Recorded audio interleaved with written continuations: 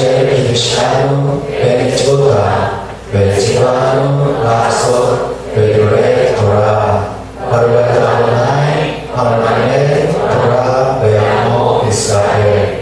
여호와는 구주의 왕이시여, 당신의 이름으로 우리를 거룩하게 하시고 우리에게 토라의 말씀에 전능하도록 명하신 당신을 성취합니다. 당신에게서 이스라엘에게 토라를 가르치신 여호와, 당신을 성취합니다. 거룩하신 아버지, 우리를 멸망 가운데에서 빼어내시고 이스라엘의 전부침만 되게 하시고 우리를 당신 하나님 백성 이스라엘로 부르시고 이 토라의 말씀을 우리의 기억으로 주신 당신을 성취합니다.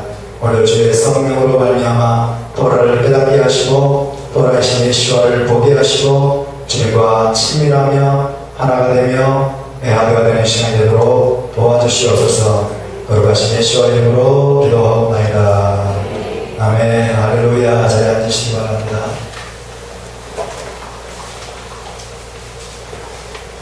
자, 오늘 파라샤는 베소트 바프라카입니다. 베소트 바프라카, 데바림 33장 1절에서 가져온 일이죠.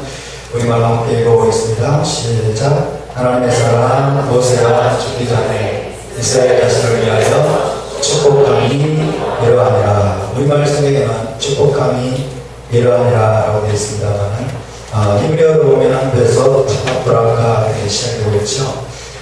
베소트 바프라카 전자님 불리 끝. 예. 잘 보이시죠? 자, 베소트 바프라카 함께 볼까요? 베소트 바프라카, 베소트 바프라카. 네, 그리고 이것이 축복이다. 아쉐르 베라크, 축복한 축복이죠. 모세 이시하엘로이, 모세들이 어떤 것을 하면 이시하엘로이, 하나님의 사람 모세가 축복한 축복이다. 토라에서 모세를 하나님의 사람으로 지칭하고 있는 유일한 구절이 바로 이 구절입니다. 하나님의 사람 모세가 축복한 축복이다. 에트 그네 이스라엘 리프네 모토, 그의 죽음 앞에서 이스라엘 자손을 하나님의 사람 모세가 축복한 축복이다 라고 되어 있습니다. 자, 베소트 바프라카의 전체적인 내용을 간단하게 먼저 살펴보면은 모세가 죽기 전에 이스라엘 자손을 위해서 축복하는 내용으로 본문의 말씀이 시작되고 있습니다. 베소트 바프라카, 이것이 바로 축복이다. 하나님의 사람 모세가 축복한 축복이다. 그래서 모세의 축복이 나오고 있습니다. 죽기 전에 자손을 축복한 최초의 사람이 누구일까요? 누구일까요? 토라를 공부를 하지 않은 교회 같습니다. 네. 자손을 축복하면서 죽게 된 죽은 최초의 사람이 누구일까요? 기감이 가세요? 노아입니다. 노아. 그죠? 셈과 함과 야벳을 축복하죠. 그죠? 함의 아들 가나안은 저주를 받습니다만 어쨌든 노아가 자신의 자녀들을 축복하죠. 이렇듯 노아도 그렇고요, 또 이삭도 그렇고 야곱도 그렇고 죽기 전에 자녀를 축복하게 되는데 지금 모세도 아버지로서, 영적인 아비로서 지금 이스라엘 자손을 위해서 축복하면서 생을 마감하는 모습을 보여주고 있습니다. 우리도 그렇게 될 수 있기를 바랍니다. 그러면서 모세는 시내 산에서 토라를 주신 하나님을 이스라엘의 왕으로 송축을 하고 있고요. 그 다음에 12지파의 승리와 번성을 기원하는 축복의 내용이 기록이 되어 있습니다. 그리고 축복이 끝난 다음에는 이제 여보산에 올라서 가나안 땅을 바라보게 됩니다. 약속의 땅을 하나님이 다 보여주십니다. 약속의 땅을 다 보여주시는데 이것을 유대인들은 어떻게 이해를 하냐면 단순히 물리적인 약속의 땅만을 본 것이 아니고 메시아 왕국에 대한 놀라운 비전을 하나님께서 보여주셨다라고 해석을 합니다. 저도 그렇게 믿습니다. 단순히 물리적인 가나안 땅만을 본 것이 아니고 메시아께서 오시게 되면 임하게 된 메시아 왕국에 대한 놀라운 비전을 모세가 죽기 전에 보게 되고 그 다음에 죽어서 장사되는 마지막으로 모세에 대한 평가가 있습니다. 정오만 하나님의 선지자였다. 모세 이후에 그와 같은 선지자가 일어나지 못하였으니 그렇게 되어 있죠. 여러분 토라의 마지막 말씀이 그 이후에 모세와 같은 선지자가 일어난 적이 없었다라고 이야기하고 있기 때문에 유대교에서 지금 예수와를 메시아로 인정하지 않습니다. 그렇죠? 그와 같은 선지자가 일어나지 못했다고 하니까. 그렇죠? 그러나 여러분 우리가 그것만을 보면 안 돼요. 모세가 신명기 또 다른 구절에서 뭐라고 했어요? 하나님께서 너희 가운데서 나와 같은 선지자를 일으키시니 할렐루야. 그러니까 여러분 여호수아도 아니요 예레미야도 아니요 그런 선지자들이 아니고 그런 자들이 아니고 우리 주 예수와가 모세와 같은 선지자 혹은 모세보다 더 큰 선지자임을 여러분 믿으시기 바랍니다. 할렐루야. 자, 오늘 우리가 이 베소타 브라카 마지막 토라 포션 공부하면서 아까 말씀드린 것처럼 오늘 우리는 생카토라 혹은 쉐미니 아체레트 그것과 관련해서 오늘 이 말씀을 살펴볼 텐데요. 작년에 여러분과 함께 나눴던 이 말씀이 굉장히 중요한 말씀이기 때문에 오늘 다시 한번 여러분과 함께 나누려고 합니다. 그래서 다시 한번 작년에 이 말씀을 공부했던 분들은 기억을 되살리시고 그래서 이 말씀이 얼마나 중요한지를 우리가 깨닫기를 원합니다. 생카토라와 그 다음에 이 베소타토라가 무슨 연관성이 있는가 하는 것입니다. 오늘 이 토라 포션, 마지막 포션, 이 포션은 항상 해마다 언제 익히냐면 생카토라 때 이렇게 생카토라. 그래서 원래는 어느 게 아니고 다음 주 생카토라, 쉐미니 아체레트 그날 이 말씀을 읽게 되는데 공부하게 되는데 그 이유가 무엇이냐? 그 이유가 무엇이냐? 이것을 우리가 깊이 있게 이해할 필요가 있습니다. 그런데 우리가 생카토라. 자, 생카토라 때 이제 토라 낭독의 사이클을 종결하면서 시작을 합니다. 생카토라와 베소타 브라카 마지막 토라 포션 베소타 브라카가 도대체 무슨 연관이 있길래 생카토라 때 이 말씀을 낭독하고 배우는가? 그렇다면 왜 생카토라를 샤워트 때 하지 않는 것인가? 생카토라라는 게 무슨 뜻이에요? 토라의 기쁨이라는 뜻이죠. 그죠? 토라의 기쁨. 토라를 주신 것을 기뻐하는 이 축제를 쉐미니 아체레트 때 합니다. 해년마다. 그런데 왜 샤보트 때 하지 않느냐는 거예요. 샤보트는 무슨 절기입니까? 토라를 하나님께서 우리에게 주신 것을 기뻐하고 즐거워하는 절기죠. 1차적으로 그렇죠? 그러니까 생카토라를 샤보트 때 해야 맞을 것 같은데 왜 모든 절기가 끝나는 쉐미니 아체레트 때 생카토라를 하고 그때 베소타 브라카를 낭독을 하는가 하는 것을 우리가 이해할 필요가 있습니다. 자, 샤보트를 우리가 살펴보면 이 샤보트는 77절 5순절 그렇죠? 77절 5순절 이 샤보트는 처음으로 하나님으로부터 토라를 받은 날입니다. 토라는 무엇입니까? 결혼 계약서예요. 토라는 하나님과 이스라엘 간의 결혼 계약서. 그래서 결혼의 언약을 맺고 하나님께서 결혼 계약서로서 토라를 주신 날이 언제라고요? 샤보트. 그죠? 77절입니다. 매일 결혼 계약서를 페프바를 나누는 그런 시간이 있을 것입니다. 샤보트는 그렇고요. 쉐미니 아체레트는 수꽃, 이 초막절의 8번째 날입니다. 8번째 날. 쉐미니라는 8번째라는 뜻이에요. 아체레트는 대회의 그 뜻입니다. 그래서 쉐미니 아체 그러면 8번째 대회, 8번째 성회.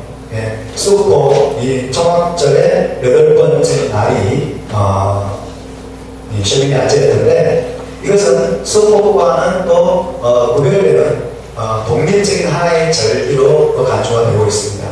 원래 초막절은 첫째 날부터 7째 날까지죠. 근데 하나님이 8째 날에도 쉬라고 말씀하는 거예요. 첫째 날에도 쉴 것이요 8째 날에도 너희가 성회로 모이고 쉴 것이다. 그렇게 말씀하고 있어요. 그래서 초막절에 붙어 있습니다만은 초막절과는 구별되는 독립적인 하나의 절기로 인식되고 있어요. 그래서 이 셰미니 아체렛에 대해서 우리가 좀 알아야 될 필요가 있습니다. 그래서 이 셰미니 아체렛은 싱가포르와 같은 날입니다. 함께 열리는 축제죠. 그런데 이스라엘 밖에서는 물론 이제 셰미니 아체렛과 싱가포르가 분리가 돼요. 이 라피디 할라카에서 이스라엘에서는 셰미니 아체렛과 싱가포르가 한 날입니다. 8번째 날. 그런데 열방 이제 디아스포라에서는 셰미니 아체렛가 10번째 날이면 싱가포르는 9번째 날 그렇게 행하고 있습니다. 자, 이것이 셰미니 아체렛입니다. 자, 셰미니 아체렛의 토라를 낭독하게 되는데 중세 유대교의 유명한 랍비가 있습니다. 람밤이라고 하는 이 랍비가 있는데 이 람밤은 아주 굉장히 뛰어난 토라학자입니다. 토라학자고 랍비인데 이분이 이렇게 말을 했어요. 모든 절기마다 그날과 관련된 토라의 말씀을 읽어야 한다. 그랬어요. 모든 절기마다 그날과 관련된 토라의 말씀을 읽어야 한다. 이건 어디서 나왔을까요? 절기는 뭐라고 했어요? 성회라고 그랬죠? 성회가 히브리어로 뭐예요? 미크라 코데시. 그래서 미크라 코데시. 자, 미크라라는 말이 모임이라는 뜻이죠. 모임이라는 뜻인데 이 말은 또 어떤 뜻이라고 했어요? 읽는다는 뜻이죠. reading이라는 뜻입니다. reading. 그래서 모든 성경 때는 모여가지고 뭘 하냐면 토라를 낭독하고 토라를 공부합니다. 그렇기 때문에 모든 절기마다 그날과 관련된 토라의 말씀을 읽어야 한다고 말하고 있어요. 그래서 수코 초막절의 마지막 날은 첫 태생과 관련된 말씀을 읽고 그 다음 날은 뭘까요? 셰미니 아체렛이죠. 셰미니 아체렛 날에는 베소트 하프라카 그리고 이것이 축복이다. 베소트 하프라카를 읽는다 하고 있어요. 왜 그럴까요? 왜 셰미니 아체렛 때 베소트 하프라카를 읽게 되는 것일까요? 그것을 첫 번째 이유는요. 베소트 하프라카는 모세의 축복입니다. 그죠? 모세가 이스라엘 자손을 축복하는 내용이 나와 있어요. 그래서 1년 절기의 사이클, 셰미니 아체렛, 1년 절기의 사이클을 모세의 축복을 읽음으로써 이 사이클을 종결시키기 위한 목적으로 또 베소트 하프라카를 읽는다라고 이야기할 수 있습니다. 이해가 되시나요? 네. 셰미니 아체렛은 뭐예요? 절기 사이클의 마지막을 무엇으로? 모세의 축복으로 끝내기 위해서. 그래서 베소트 하프라카를 읽는다라고 이해할 수 있고요. 또 한 가지는 절기의 완성과 토라 낭독 사이클의 완성을 병치시킵니다. 셰미니 아체렛은 절기의 완성이 마지막. 6월부터 시작된 절기의 완성 마지막. 그 다음에 베소트 하프라카는 뭐예요? 토라 낭독 사이클의 완성이에요. 이해되시나요? 이 두 가지를 함께 연결시킵니다. 그래서 절기도 이제 완성이 되고 절기 사이클도 완성이 되고 토라 낭독 사이클도 완성이 되도록 그렇게 하기 위해서 셰미니 아체렛 때는 베소트 하프라카라고 하는 마지막 토라 포션을 읽는다는 것입니다. 또 한 가지 이유는 셰미니 아체렛에 백성을 축복했던 솔로몬의 축복과 또 모세의 축복을 연결시킨 것입니다. 역대하 5장에서 7장을 보면요. 솔로몬이 성전을 드디어 봉헌합니다. 하나님 앞에. 솔로몬 성전 봉헌식이 언제 열렸을까요, 여러분? 초막절에 열렸어요. 여러분 성경에서 정말 중요한 사건은 언제 일어나냐면 중요한 사건은 모아에 일어납니다. 절기에 일어나요, 절기. 아멘. 우리가 과거에 이걸 알고 못했을 때는 이게 전혀 보이지 않아요. 우리 눈이 가려가지고. 절기에 눈이 열리고 모아에 무엇이 눈이 열려서 성경의 중요한 사건들이 전부 다 모아에 일어났다는 것을 우리가 깨닫게 됩니다. 솔로몬의 성전 봉헌식이 초막절에 일어났어요. 7일 동안 성전을 봉헌하면서 백성들이 잔치를 보이고 축제를 보이고 난 다음에 솔로몬이 마지막으로 백성들을 축복하는 날이 이 셰미니 아체렛입니다. 그래서 솔로몬의 축복과 그리고 모세의 축복을 연결시키기 위해서 또 베소트 하프라카를 읽는다라고 이해할 수 있습니다. 그러나 여러분 여기에는 더 깊은 의미가 있어요. 이 셰미니 아체렛이라고 하는 절기는 몇 번째 번째 날이라고 했죠? 몇 번째 날? 8번째 날. 8은 무엇을 의미하는 숫자입니까? 새로운 시작이죠. 그죠? 절기가 초막절로 끝나면서 쉐미 아체트는 또 새롭게 시작한다. 그 사이클이 새롭게 시작한다. 뿐만 아니라 초막절은 메시아 왕국에 대한 예언입니다. 메시아 왕국에 대한 어린 양의 결혼식에 대한 예언적인 그림이에요. 그러면 쉐미 아체트 8번째 날은 우리에게 무엇을 또 예언적으로 보여주는 절기일까요? 새하늘과 새 땅입니다. 인류 역사 7,000년을 넘어서 인류 역사 7,000년이 끝나고 새로운 시작이 우리에게 준비되어 있는데 그것이 바로 새하늘과 새 땅입니다. 그래서 쉐미 아체트는 이렇게 새로운 시작, 새하늘과 새 땅을 우리에게 예언적으로 보여주는 놀라운 시간입니다.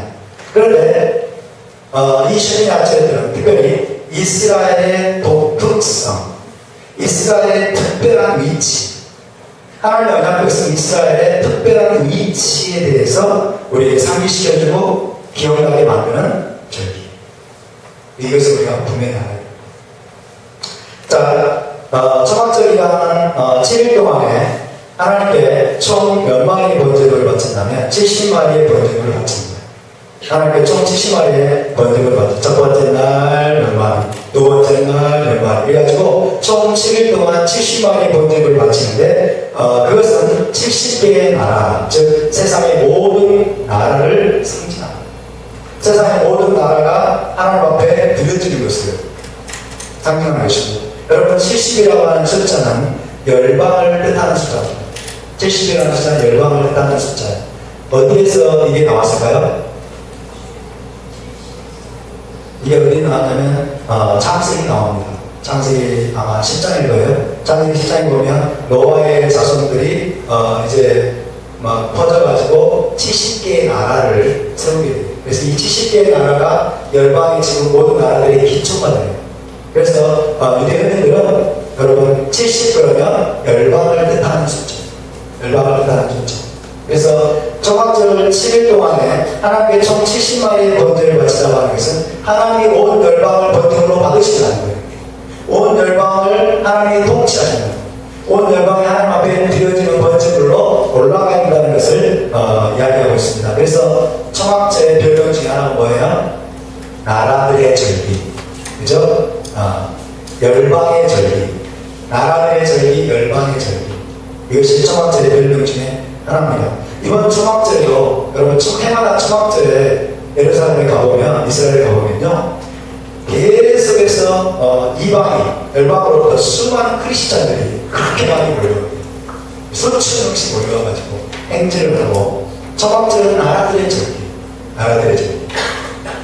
어쨌든 이 초막절은 그렇습니다. 70마리의 번제물을 바치면서 70개의 나라, 세상의 모든 나라가 하나님 앞에 번제물로 올려지는 것을 하나님이 보여주고 있는 것이죠. 그러나 쉐미니 아체트 8번째 날, 쉐미니 아체트 때는 한 마리의 번제를 드립니다. 한 마리의 번제는 무슨 뜻이냐? 한 개의 나라를 뜻. 한 개의 나라, 즉 모든 나라와 구별되는 독특한 나라, 이스라엘을 뜻하는 번제물 한 마리를 하나님 앞에 올려드리는 절기가 바로 쉐미니 아체트. 모든 나라와 구별. 이해되시나요? 쉐미니 아체트는 몇 마리? 한 마리를 올려드립니다. 그래서 하나님 이스라엘에서 뭐라고 말씀하셨어요? 너희는 나의 세군나라고 그러죠? 너희는 나의 특별한 보물이다. 너희는 나의 기업이라고 말씀하셨죠. 하나님의 기업으로서의, 그 다음에 하나님의 특별한 보물로서의 하나님 이스라엘의 특별한 위치, 이스라엘의 특별한 지위를 하나님이 강조하시기 위해서 이 쉐미니 아체트는 한 마리의 번제물을 드리라고 하신 것입니다. 좋아요, 여러분. 우리는 이스라엘입니다. 아멘. 할렐루야. 하나님이 우리를 열방 가운데서 빼어내셔서 이스라엘의 적군집 받게 하신 줄 믿으시기 바랍니다. 할렐루야. 그래서 우리에게 이 쉐미니 아체트가 굉장히 중요합니다. 이스라엘의 독특성, 이스라엘의 특별한 위치, 하나님의 기업, 하나님의 언약 백성으로서 특별한 보물로서의 이스라엘의 역할과 절기와 이스라엘의 그 위치를 하나님이 부각시키고 강조하시는 절기가 바로 쉐미니 아체레트입니다.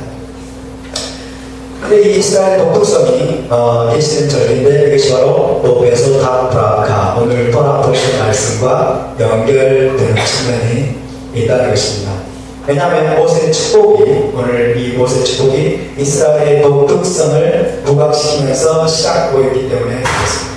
독특한 나라로서, 특별한 나라로서, 특별한 하나님의 기업으로서의 이스라엘 백성을 오늘 노베소 타프라카 토라포션이 부각시키고 있기 때문에 이것이 바로 쉐미니 아체레트와 연결이 되고 있다는 것입니다. 그래서 우리가 쉐미니 아체레트일 때 노베소 타프라카를 믿게 됩니다. 자, 33장 2절을 함께 읽으실까요? 32절 함께 있습니다. 시작. 그가 이르시되 여호와께서 시내 산에서 오시고 세일 산에서 일어나시고 바란 산에서 비추시고 일만 성도로 그에 강림하셨고 그의 오른손에는 그들을 위해 번쩍이는 불이 있도다. 여호와께서 시내 산에서 강림하시는 장면으로 시작되고 있습니다. 그리고 세일산과 바란산에 대한 언급이 나옵니다. 그리고 하나님의 오른손에는 그들을 위해 번쩍이는 불이 있다고 했어요. 번쩍이는 불. 이게 뭐냐면 fiery law, 불타는 하나님의 토라입니다. 불타는 하나님의 토라. 불 가운데서 하나님 이스라엘에게 말씀을 주셨죠. 불타는 하나님의 토라의 말씀을 하나님의 오른손에 쥐고 계시면서 자기 백성을 찾아오시는 거예요. 자, 여기에 대해서 유대의 유명한 rabbi 라시는 이렇게 해석했습니다. 하나님께서 에서의 자손 세일산 에서를 부담합니다. 에서의 자손 세일의 주님에게 토라를 받으려고 하셨으나 그들은 거절했다. 다음에는 바란의 주민인 이스마엘의 자손에게도 토라를 받으려고 하셨으나 그들도 거절했다. 이렇게 얘기하고 있어요. 지금 에서와 이스마엘 자손은 다른 모든 세상 나라를 대표합니다. 다른 모든 세상 나라 사람들은 토라를 거절했으나 이스라엘은 받았다. 이스라엘은 토라를 받았다. 그래서 우리가 최근 읽어보면 우리가 다 지켜 행하겠나이다. 그런 말씀 세 개로 이스라엘 백성들 지금 그렇게 해석을 하고 있는데 이것이 사실은 아니든 실제로 에서의 자손이 토라를 거절했고 실제로 이스마엘이 토라를 거절했든지 안 했든지 중요한 것은 뭐냐면 하나님이 열방에게 토라를 주지 않으시고 다른 민족에게 토라를 주지 않으시고 누구에게? 이스라엘에게 토라를 주셨다는 것입니다. 그리고 이스라엘이 토라를 받았다는 거예요. 이게 이스라엘의 독특성이에요. 여러분 토라를 받으시기 바랍니다. 할렐루야. 지금 많은 사람들이 토라를 거절하고 있습니다. 많은 기독교가 토라는 폐지라고 말하고 토라는 율법을 거절하고 있어요. 그러나 진정한 이스라엘은 이스라엘의 독특성은 어디 있습니까? 이스라엘의 하나님의 특별한 존재라는 것이 어디에서 드러납니까? 기쁨으로 토라를 받는 데 있는 것입니다. 온 세상이 하나님의 법을 토라를 받아들일 기회가 있었지만 독특한 나라인 이스라엘만이 토라를 받아들였다라는 것입니다. 이것이 바로 쉐미니 아체레트와의 연결점이에요. 쉐미니 아체레트는 뭡니까? 이스라엘의 독특성이 계시되는 절기라고 그러죠.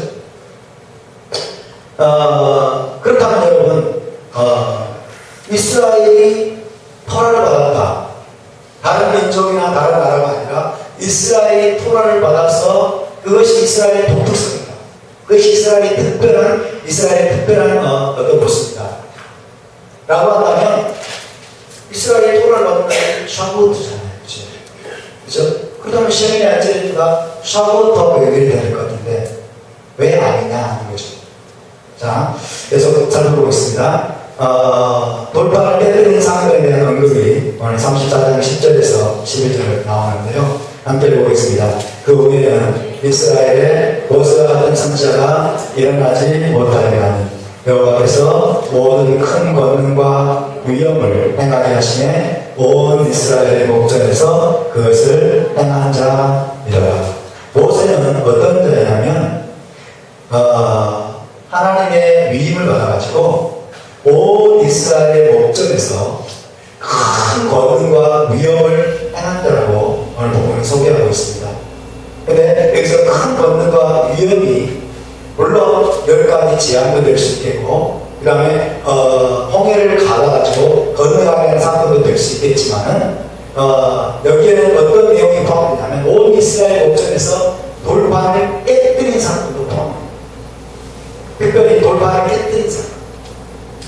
이것이 모세가 온 이스라엘 목전에서 행한 것입니다. 그래서 이 라시라고 하는 유대인은 온 이스라엘 목전에서 행한 일을 십계명의 두 돌판을 깨뜨린 일로 해석을 합니다.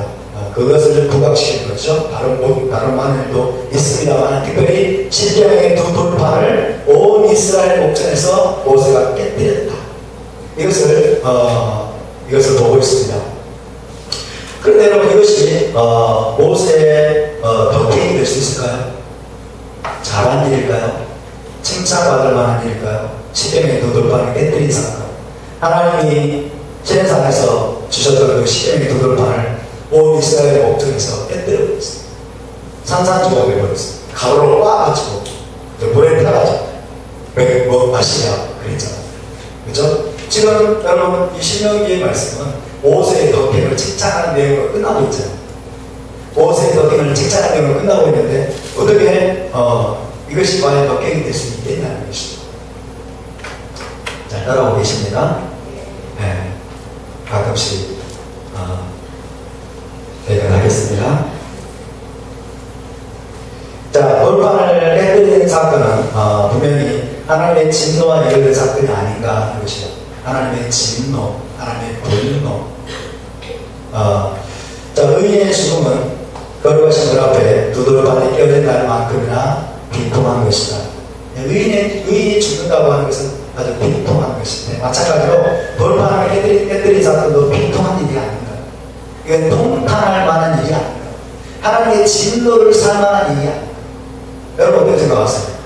모세가 온 이스라엘 목전에 온 이스라엘 보는 앞에서 돌판을 깨뜨렸어요. 이것이 하나님의 진노를 살 만한 일일까요? 아닐까요? 하나님이 직접 친수로 쓰셨다고 했죠. 하나님이 친수로 쓰신 이 십계명의 돌판을 모세가 내려와가지고 혈기방자가 아닌 모세가 깨뜨려버려가지고 이것이 하나님의 진노를 살 만한 내용이 일이 아닌가. 어떻게 생각하세요? 계속 보겠습니다. 자, 라시는 이렇게 대답합니다. 모세가 돌판을 깨뜨렸을 때 거룩하신 분은 모세의 의견에 동의하시며 그를 기뻐하셨다. 여러분 동의하십니까? 하나님이 기뻐하셨대요. 모세가 돌판을 깨뜨렸을 때 거룩하신 분은 모세의 의견에 동의하시며 그를 기뻐하셨다. 자, 이 설명을 조금 더 들어보겠습니다. 우리 여기서 이해하기 위해서. 탈무드가 언급하고 있는 모세의 논리는 이겁니다. 모세가 돌판에 깨뜨린 논리. 자, 613개의 계명 중 하나에 불과한 6월절 제물에 관해 토라가 이방 사람은 먹지 못하리라 라고 말씀한다면 여기 토라 전체가 있고 이스라엘 백성은 이제 금송아지를 만든 배교자들인데 얼마나 더 금해야 마땅하겠는가. 이게 모세의 논리라는 거예요. 그래서 배교자들에게 토라를 전달하려고 하지 않음으로써 토라의 그 명예를 아름다움을 옹호하는 동시에 이스라엘의 이제 부가치 토라를 받을 자격이 없음. 이것을 모세가 강조하고 있다는 거예요. 이해가 되십니까? 그죠? 6월절 제물조차도 이방 사람은 먹지 못하고 하나님 말씀하셨는데 심지어 토라 전체가 있는데 금송아지를 만든 이스라엘 백성들은 그 아름다운 토라를 받을 자격이 없다는 거죠. 배교자이기 때문에 하나님을 배교하는 언약을 깨뜨리기 때문에. 그래서 모세가 그 받을 자격이기 때문에 토라를 집어던져서 무가치한 이스라엘에게 줄 수 없었다라는 것입니다. 그렇다면 메소타브라카 이스라엘은 이 모세의 축복이 이스라엘 백성을 이스라엘을 비난하는 내용으로 끝나고 있단 말입니다. 또 이런 문제가 생겨날 수 있어요. 이스라엘을 비난하는 것, 돌판을 깨뜨린 것은 이스라엘에 대한 비난이다. 하나님 언약 백성 이스라엘은 여러분 함부로 비난하면 안 되죠. 그런 내용으로 끝나고 있는 것이다. 자, 이스라엘의 독특성에 대한 언급으로 시작을 해서 그들의 무가치함에 대한 언급으로 결말이 지어지고 있다면 오늘 이 토라의 말씀은 상당히 밸런스가 맞지 않죠. 그죠? 여호와께서 시내산에서 오셨을 때 오르산에 불같은 토라의 말씀을 치고 자기 백성이 찾아오셨을 때 어떻게 됐어요? 이스라엘 백성들이 그 발 아래에 앉아서 토라의 말씀을 받는도다 그랬죠. 오늘 토라 말씀이 읽으셨죠? 네, 그랬어요. 그러니까 이스라엘 백성의 독특성, 이스라엘은 정말 아름다운 백성이다. 토라의 말씀과는 하나님의 기업이다 라는 말씀을 시작을 했는데 돌판을 깨뜨렸다는 내용을 통해서 이스라엘의 무가치함을 강조하는 내용으로 끝나고 있다면 뭔가 밸런스가 맞지 않은 것이다. 그래서 여기에는 뭔가 좀 더 깊은 의미가 있다는 것을 우리가 알 수 있겠습니다. 그래서 이런 해석은 시작과 끝이 조화가 되지 못합니다.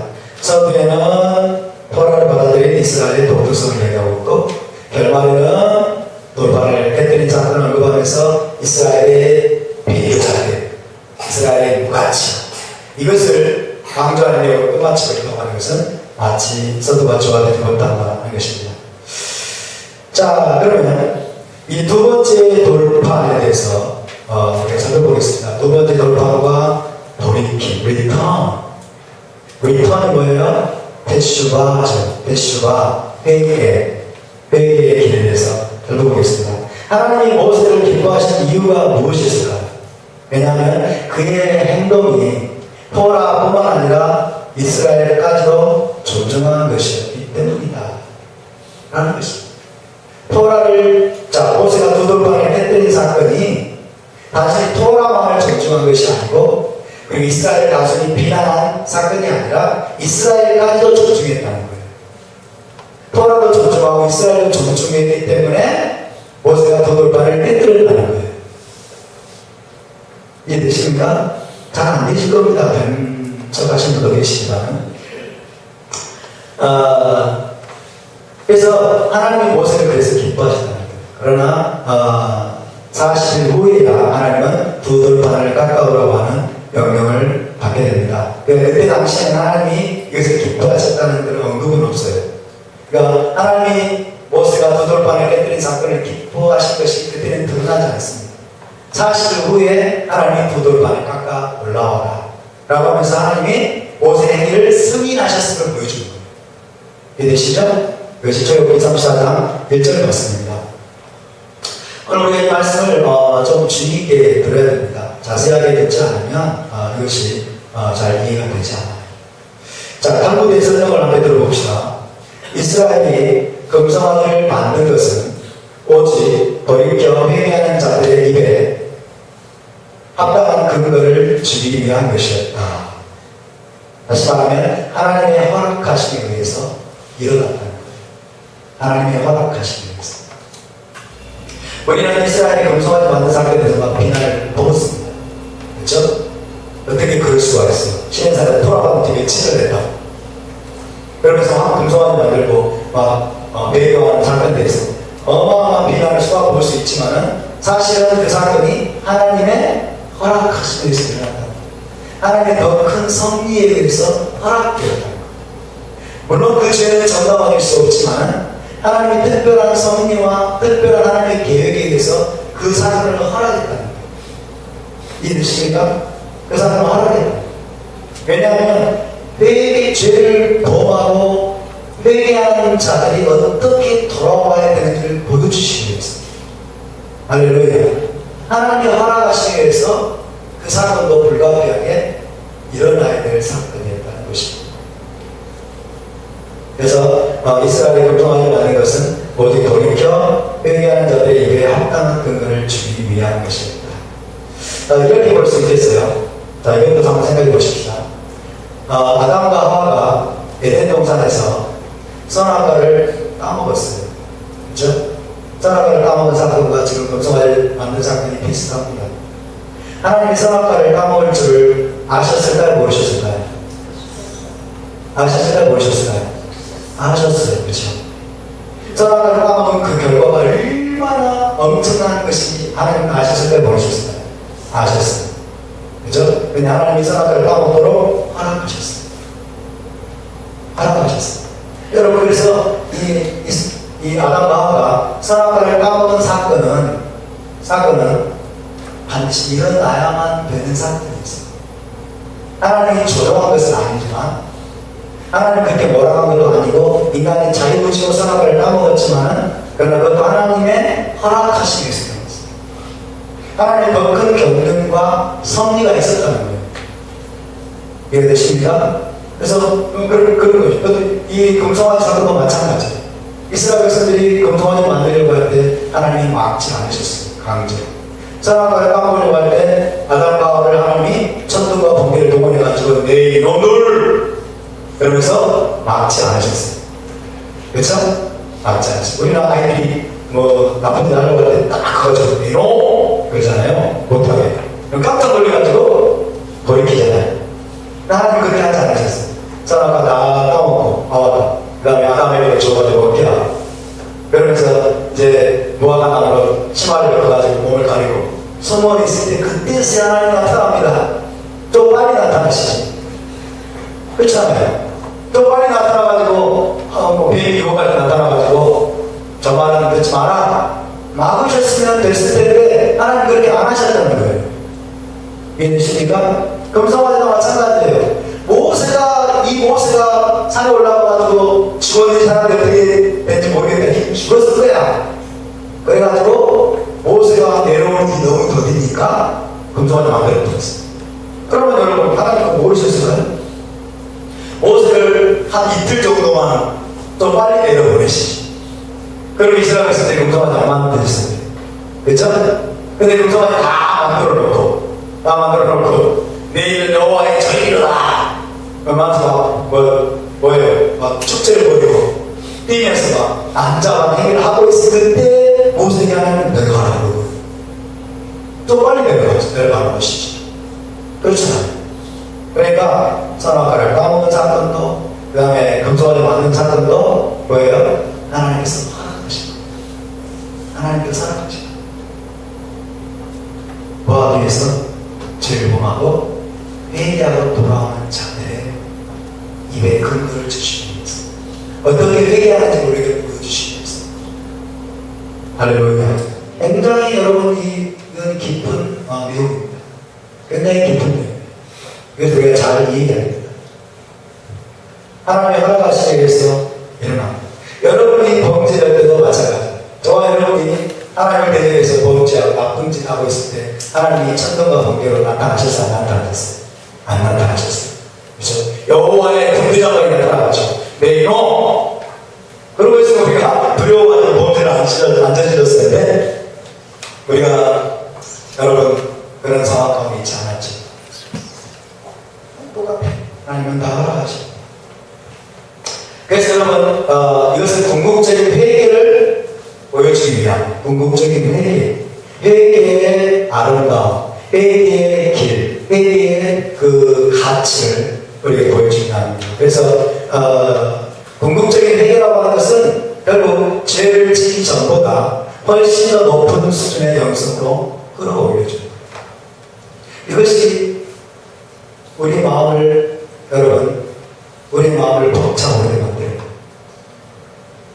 회개하기 전에 죄를 전혀 안 지었을 때보다 우리가 죄의 쓴맛을 보고 돌이킨 후에는 그 이전보다 훨씬 더 높은 수준의 영성으로 우리가 올라갈 수 있다는 것입니다. 아멘. 할렐루야. 그래서 회개가 얼마나 소중한지 몰라요. 회개가 얼마나 중요한지. 그러니까 우리가 그럼 죄를 안 짓는 것보다 우리에게 정말 중요한 것은 뭐냐면 우리가 죄를 범하더라도 수없이 많은 죄를 범하더라도 우리가 반드시 회개하고 돌아오는 것입니다. 이것이 중요한 것입니다. 아멘. 저와 여러분의 죄 때문에 눈물을 흘리고 절망하고 좌절하고 널브러져 있는 것이 아니라 우리는 성경을 보면서 또 이스라엘 백성들의 금송아지 사건을 보면서 하나님이 회개하는 자들을 얼마나 높은 데까지 끌어올려 주는가를 우리가 보고서 우리가 돌아가야 될 줄 믿습니다. 할렐루야. 우리를 위해서, 저와 여러분을 위해서, 앞으로 범죄하게 될 수많은 사람들을 위해서 그들이 돌아오도록 하기 위해서 하나님이 아담과 하와를 허락하셨고 그 다음에 금송아지를 숭배하도록 허락하셨습니다.